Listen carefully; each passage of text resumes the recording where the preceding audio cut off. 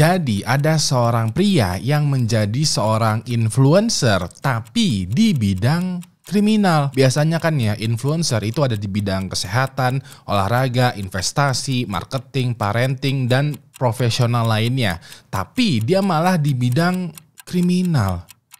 Begini ceritanya. Pada tahun 1963, ada seorang pria berumur 34 tahun bernama Ronnie Biggs yang baru aja keluar dari sebuah penjara yang ada di kota London, negara Inggris. Ronnie merupakan seorang pria maskulin, tampan, dan mempunyai karisma yang memikat. Tapi itu semua menjadi nol besar karena hidupnya bermasalah banget. Sebelum dia di penjara, sehari-hari dia biasanya tuh mencuri mobil, membawa rumah orang, menjamret barang berharga, atau bahkan merampok toko untuk mendapatkan uangnya. Udah nggak kehitung nih berapa kali dia keluar masuk penjara karena catatan kriminalnya cukup panjang. Bisa dibilang singkat cerita, Ronnie ini orangnya madesu lah. Sampai pada hari itu, pada saat dia baru aja bebas dari penjara, Ronnie pulang nih ke kontrakan dia yang kecil dan sempit. Waktu itu di rumah kontrakan ini, istri dan 3 orang anaknya udah menunggu nih. Ketika sampai rumah kontrakan, istrinya bilang, "Sayang, kayaknya kita ngontrak rumah yang agak lebih luas deh. Rumah ini udah terlalu sempit buat kita semua." Mendengar hal ini, Ronnie menjadi pusing dong karena dia baru aja keluar dari penjara, dia nggak punya kerjaan dan juga nggak punya duit. Ya udah deh, Ronnie bertamu ke salah satu bestinya yang juga seorang kriminal yang bernama Bruce Reynolds. Ronnie waktu itu bilang, "Bro, boleh pinjem duit nggak? Gue mau pindah rumah nih, nanti duitnya gue cicil pas sudah dapat kerjaan deh." Pas ini Bruce menjawab, "Wah, kalau duit gede gue nggak punya bro, cuman gue ada nih rencana untuk merampok. Lo mau join gak?" Ronnie yang baru aja keluar dari penjara, yang baru aja mau memulai hidup benar dengan kesadaran penuh menjawab, "Kuy lah." Ya udah deh, waktu itu Bruce mengajak Ronnie ke sebuah rumah yang udah bobrok dan tertinggal gitu, yang ada di pinggir hutan untuk ketemuan sama timnya Bruce yang beranggotakan 15 orang. Pada saat briefing, Bruce memperkenalkan Ronnie ke timnya nih dan bilang kalau kita semua mau merampok kereta api Royal Mail. Diketahui ya, kereta api Royal Mail adalah sebuah kereta kargo yang dikhususkan untuk mengantar surat-surat penting, barang-barang berharga, dan juga uang dengan jumlah yang banyak. Bruce bilang kalau job perampokan ini bakalan jadi easy job karena di antara tim perampoknya dia udah merekrut orang dalam di kereta Royal Mail. Orang dalamnya ini udah memberikan jadwal keretanya, gerbong kereta mana nih yang berisi barang berharga, siapa penjaganya,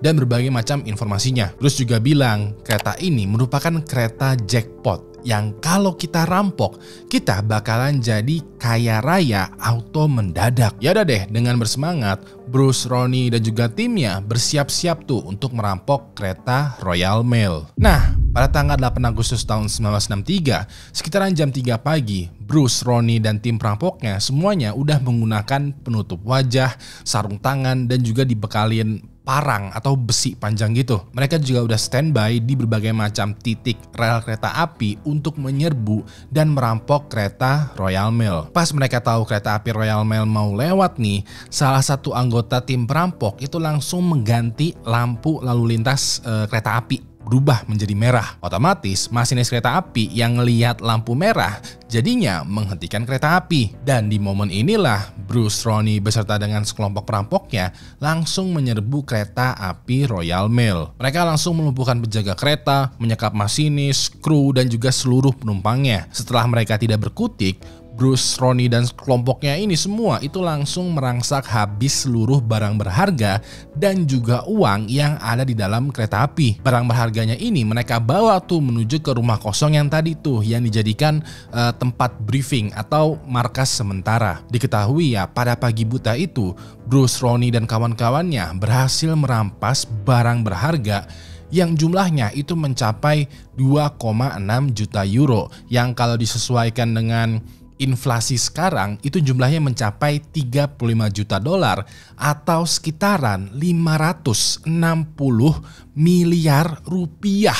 Itu banyak banget men. Di rumah ini mereka bagi-bagi nih ya uangnya dan mereka masukin tuh ke dalam tas. Waktu itu Ronnie mendapatkan jatah sekitaran 4,2 juta dolar atau senilaian 67 miliar rupiah. Setelah bagi-bagi uangnya, masing-masing dari mereka itu bawa nih tas yang berisi jatah lalu pergi ke arah yang berbeda untuk kabur dan bersembunyi. Lalu bagian akhir dari rencananya adalah bakalan ada nih satu orang timnya Ronnie yang kita sebut saja sebagai Fulan yang ditugaskan untuk membakar rumah bobrok tempat markas sementara mereka. Fulan ditugaskan untuk membakar rumah supaya bukti dan juga jejaknya Bruce, Ronnie dan semua anggota perampok lainnya menghilang dimakan api. Tapi entah karena lupa atau karena udah megang duit ya, Fulan itu lupa menjalankan bagian akhir dari rencana ini. Dia lupa tuh membakar rumahnya dan karena inilah jejak dari Bruce, Ronnie dan juga sekelompok perampok itu masih tersimpan di dalam rumah bobrok. Gara-gara ini juga polisi yang akhirnya tiba di kereta api Royal Mail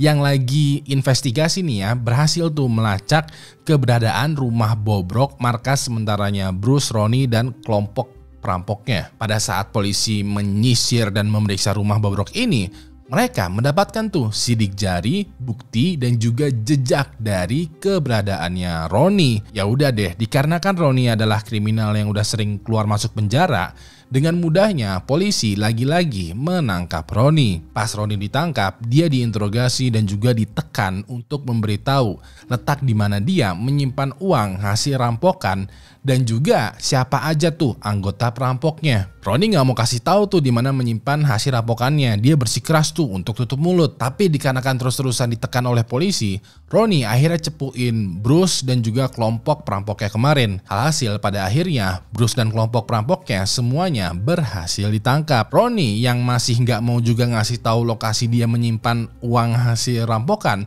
waktu itu divonis tuh mendapatkan hukuman 30 tahun penjara tanpa ada kemungkinan untuk pembebasan bersyarat. Walaupun begitu, pada saat di penjara, Ronnie merasa kalau penjara bukanlah untuk dia.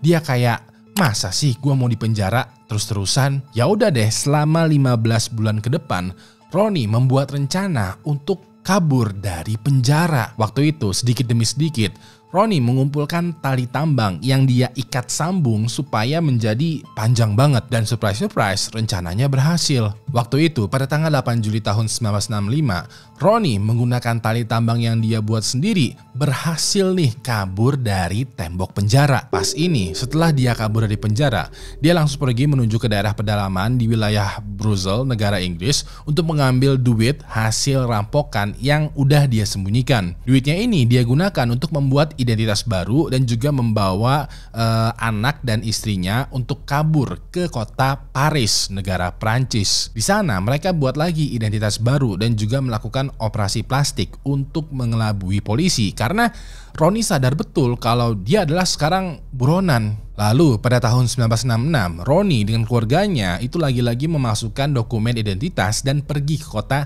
Sydney, negara Australia untuk kabur dan menetap di sana. Walaupun begitu, Ronnie belum bisa hidup santuy dan damai karena dia mendapatkan informasi kalau Interpol atau polisi yang internasional nih ya, ternyata lagi OTW menuju Sydney untuk menangkap Ronnie. Ya udah deh, pada bulan Mei tahun 1967, Ronnie sendirian pindah ke kota Melbourne sedangkan anak dan istrinya pindah ke Doncaster East. Sengaja Ronnie memisahkan dirinya dengan keluarganya supaya anak istrinya itu aman sedangkan Ronnie bisa bebas kabur. Walaupun begitu, pada saat lagi bersembunyi, Ronnie mendengar lagi info kalau Interpol sekarang lagi OTW menuju Melbourne. Ya udah deh, untuk yang sekian kalinya, Ronnie memasukkan dokumen dan juga identitasnya untuk kabur lagi. Dan kali ini dia kabur menuju ke negara Brazil. Walaupun begitu, pada saat di negara Brazil, Ronnie bisa agak sedikit bernafas lega karena dia nggak mendengar kabar dari Interpol. Waktu itu demi bisa menyamar dengan warga sekitar, Ronnie menyamar dan juga bekerja sebagai tukang kayu. Dengan keterampilannya, dia beneran bisa nih menjadi pengrajin kayu atau tukang kayu yang memiliki banyak pelanggan. Nah, penyamaran dan keterampilannya Ronnie ini terbilang sukses karena dia bisa hidup tenang nih tanpa diburu Interpol selama 5 tahun selanjutnya. Sampai ketika lagi asik berparti menikmati kehidupan yang baru, dia ketemuan dan kenalan dengan seorang penari striptease yang kita sebut saja sebagai Fulana. Pas ini Ronnie jatuh hati dan ujung-ujungnya dia menikahi Fulana dan berkeluarga. Bisa dibilang pada tahap ini Ronnie sekarang memiliki 2 keluarga nih. Dia punya anak dan istri di Australia dan juga punya istri baru di Brazil. Yang lebih enjoy lagi adalah istri barunya Ronnie ini ternyata hamil juga. Walaupun begitu, pada saat Fulana lagi hamil, Interpol mulai mencium keberadaannya Ronnie di Brazil. Pas ini dikarenakan Interpol beneran tuh merancang rencana yang canggih, Ronnie pada akhirnya tertangkap. Tapi pada saat Ronnie ingin diekstradisi atau dipindah tahanan ke Inggris, Interpol mengalami kesulitan karena Brazil tidak memiliki perjanjian ekstradisi dengan Inggris. Lebih beruntungnya lagi adalah di Brazil itu ada semacam hukum yang bilang kalau kamu adalah calon ayah dari wanita berkebangsaan Brazil, kamu tidak bisa diekstradisi. Bisa dibilang, walaupun Interpol udah berhasil menangkap Ronnie, dia nggak bisa dihukum atau dikeluarkan atau bahkan dideportasi ke luar negeri. Jadinya, mau nggak mau, Interpol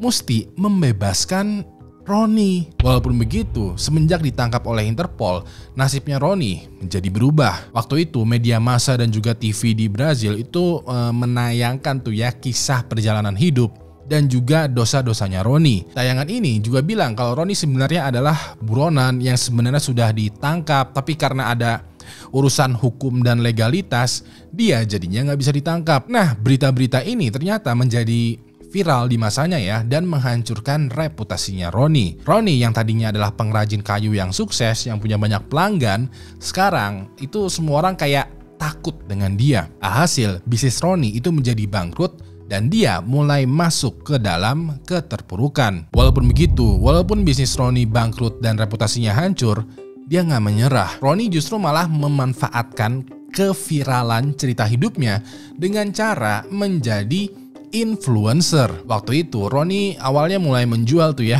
merchandise tentang dirinya, mulai dari gelas, kaos, payung, dan berbagai macam barang lainnya. Selain itu juga dia kayak membuat semacam event meet and greet gitu, yang mana tiap orang yang ingin ketemu, ngobrol, atau bahkan selfie dengan dia bakalan tarikin duitnya. Bahkan ya, saking pinternya dia memanfaatkan keterkenalannya, ada sebuah brand kopi yang mengendorse dan menyewa dia sebagai bintang iklan. Gua nggak nemu nih video di mana Ronnie lagi membintangin iklan kopi, tapi dari info yang gua dapatkan, iklannya kurang lebih begini nih. Kalau kamu lelah berlari, nikmatilah secangkir kopi ini. Bahkan lebih gilanya lagi adalah karena Ronnie semakin hari semakin terkenal, setiap ada artis Hollywood yang lagi berkunjung ke Brazil, mereka bakalan menyempatkan waktu untuk bertemu dengan Ronnie. Diketahui ya kalau Rod Stewart, Sting, Sex Pistols, mereka semua tuh ngajakin makan siang dan juga berkolaborasi. Bisa dibilang ya, walaupun Ronnie adalah seorang buronan, selama 20 tahun selanjutnya dia hidup enak dan terkenal layaknya seorang influencer ataupun artis. Sampai pada tahun 2001, Ronnie mengambil sebuah keputusan besar. Waktu itu dia memutuskan untuk balik lagi ke Inggris, ke negara di mana dia bermasalah. Walaupun begitu, alasan dia balik lagi ke Inggris ternyata bukan untuk menyelesaikan masalahnya, melainkan untuk mendapatkan perawatan kesehatan. Pas ini, Ronnie sadar betul kalau dia balik ke Inggris, pasti akan ada pengadilan yang mulai memproses hukuman untuk dia. Tapi namanya juga Ronnie udah lanjut usia dan juga membutuhkan penanganan medis yang memadai.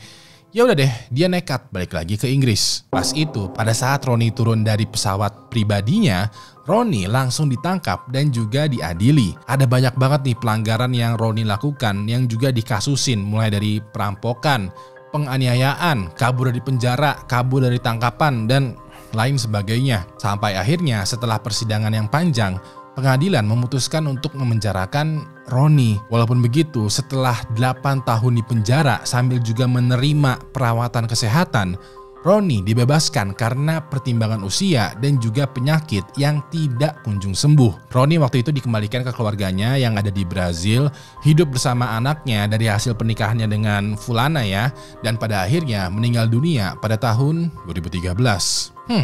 Daripada ngendorse seorang kriminal, mendingan brand kopi endorse gua aja nih. Kan bisa nih ya tiap syuting tuh sambil ngopi, terus pasanglah logo kopinya di sini, atau diskusi lah. Bisa kali.